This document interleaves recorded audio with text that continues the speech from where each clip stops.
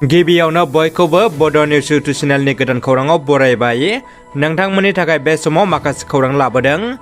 भिडिअखौ जोबजासे नायलांनो दाबाव आरो चेनेलाव गोदानब्ला अन्नानै साबस्क्राइब खालामना बेल आइकनआ अलाव होनानै ला आरो भिडिअखौ लाइक कमेन्ट शेयार खालामनो गुरै खावलायबाय। दानिया फैदो दिनैनि खौराङाव। गिबि खौराङाव दङ बिजनि दखरा एप्सआ 20 आरो 22 एप्रिलाव साननैनि हाबाफारि लानानै 14थि रंजालि बैसागो फोरबोखौ बायदि मेहेरगोनां हाबाफारिजों फालिदों। बैसागो फोरबो फालिनायजों लोब्बा लाखिनानै बर' हारिनि हारिमु आरो बर'फोरा आबाद मावनानै जाग्रा हारि हिसाबै आबादजों सोमोन्दो थानाय आसारखान्थि आरो हाबा हारिमु हाबाफारिखौ दिन्थिफुङो। साननैनि हाबाफारि लानानै 14थि रंजालि बैसागो फोरबोखौ गाजा गोमजायै खुंफुङो बिजनि दखरा एप्सआ। कार्बि आंलं जिल्लानि सिङाव थानाय बायथालांस' गामियाव बेसेन गोसा दंफां हमनो हादों। आयेन बेरेखायै दंफांनि फालांगि खालामनायनि सायाव हाग्रा बिफाननि मावफारियाफ्रा नायबिजिरनायनि गेजेरजों आसामनि कार्बि आंलं जिल्लानि सिङाव थानाय बायथालांस' गामियाव गोबां बिबांनि बेसेन गोसा सिगुन आरो गाम्बारि दंफां बोखांनो हादों होननानै खौरां मोननाय जादों। मख'नो गोनांदि बे दंफांफोरजों लोगोसे AS09C8860 नम्बरनि गंसे टाटा मबाइल गारिखौबो हाग्रा बिफाननि मावफारियाफ्रा हमनो हादों होननानै फोरमायदों। जोबोद दुखुनि खौरां। मोजां मोनलायनाय लैथोआव गब'नानै गावखौनो जिउ फोजोबना लादों 10 थाखोआव फरायनाय सासे फरायसा आरो 9 थाखोआव फरायनाय सासे फरायसुलिया। चिरां जिल्लानि बिजनि महकुमानि पानबारि थानानि सिङाव थानाय बरगाव 3 नं लोक्षिजरायाव गावखौनो जिउ फोजोबना लानाय थासारियाव बोखांनो मोन्दों उन्दै बैसोनि सानै फरायसाखौ। मिथिनो मोननाय बायदिब्ला बरगाव बुदियागुरि गामिनि 9 थाखोआव फरायनाय सासे फरायसुलिया बङाइगाव सिगुनसिलानि 17 बोसोर बैसोनि सासे फरायसुलाजों जानबुंनि गेजेरजों मोजां मोनलायदोंमोन। फ्राय 5 दानसो मोजां मोनलायनायनि उनाव सोमोनांथावै जिउ फोजोबना लादों उन्दै बैसोनि सानै फरायसाया। बे जाथाया न'खरजों लोगोसे ओनसोलाव बयखौबो दुखु मोनहोदों। अमेन्द्रनाथ नार्जारिया गोमानानै दङ।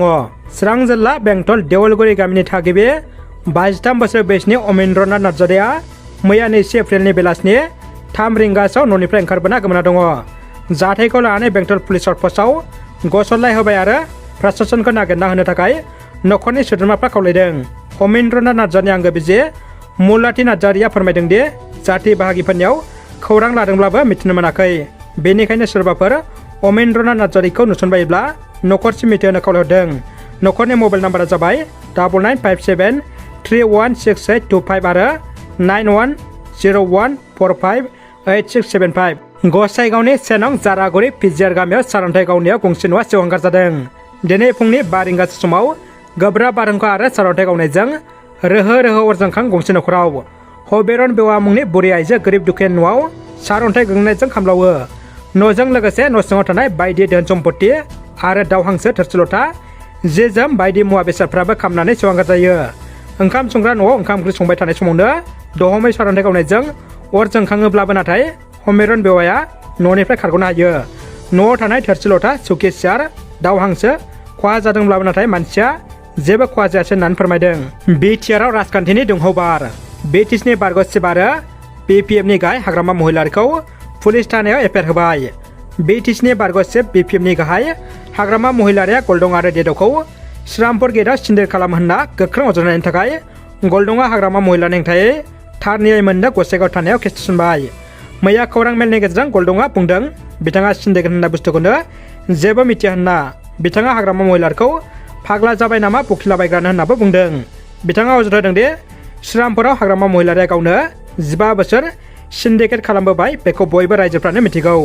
आंखौ नंबां जाब्बां खोथा बुंनायनि थाखाय आं गसाइगाव थानायाव एफआइआर होबाय होनना बिथां गलदंआ खौरां बिजोंनि गेजेरजों बुंथियो। दानिया फैदो जोबथा खौराङाव। जम्मु काश्मीराव उदखारिनि रौनिया हान्जानि सायाव गेदेर हामला। मैया जम्मु काश्मीरनि पान्चआव पारदार रौनियानि सायाव उदखारि हान्जानि गाग्लोबनाय। बे गेदेर गाग्लोबनायाव जायगायावनो 5 रौनियानि जिउ खहा जादों होनना मिथिनो मोन्दों। रौनियाफोरनि सायाव हामला खालामना बुथारनायखौ गोख्रों रावजों निन्दा होदों सरकारा आरो बेनि सायाव गोख्रों हाबाफारि लागोन होनना मिथिदों।